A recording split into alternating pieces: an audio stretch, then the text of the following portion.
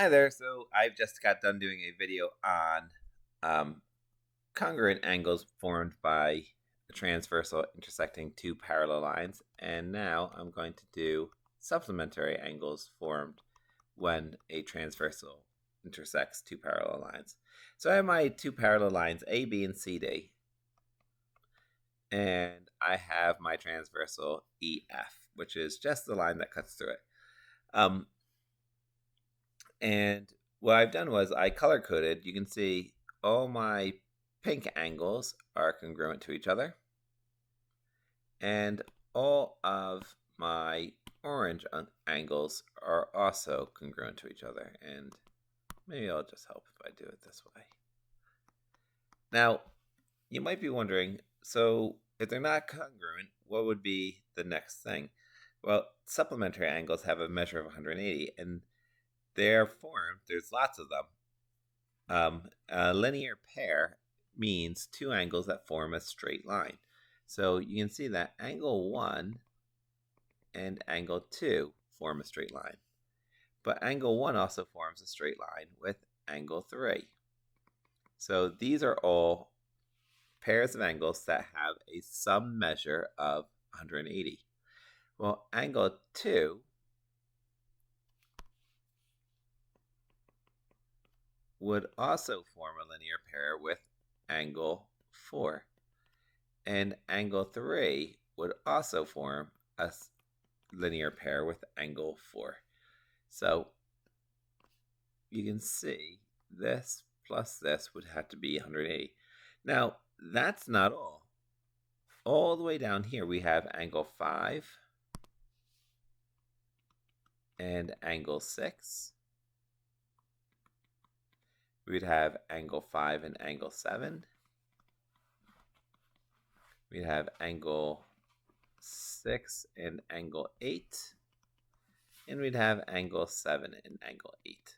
So there are lots of linear pairs. There's lots of ways to make 180 degrees.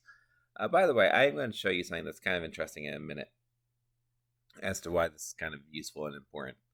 The next thing that I want to show you is, let's pick a different color. Let's go to black.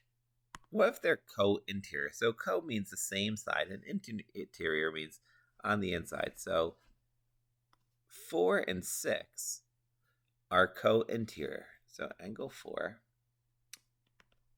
and angle 6 are co-interior because they're both on the right-hand side of my transversal, and they're both on the inside of these parallel lines, which also means that angle 3 and angle 5 would be co-interior, because you can see here's angle 3 and here's angle 5.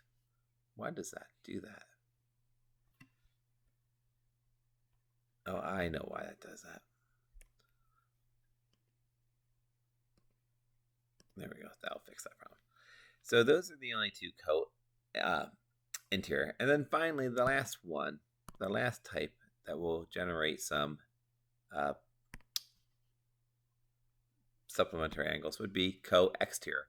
So co-exterior means, once again, same side, but on the outside of the parallel line. So not on the inside, not down here, be on the outside, the exterior.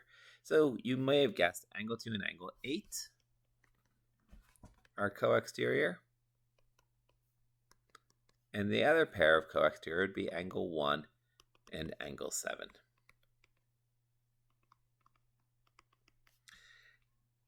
Now, I was telling you before, you might find this not really all that interesting. But if you had a parallelogram, all right, I'm going to sketch a parallelogram here real quick.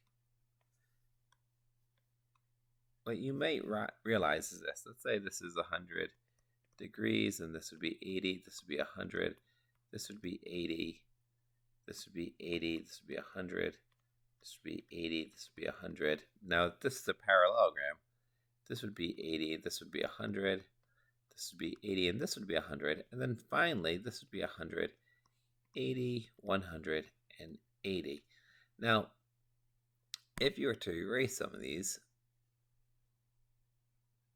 what will happen is you'll find out that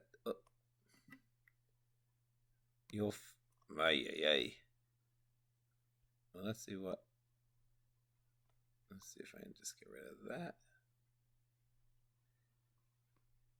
You will find out that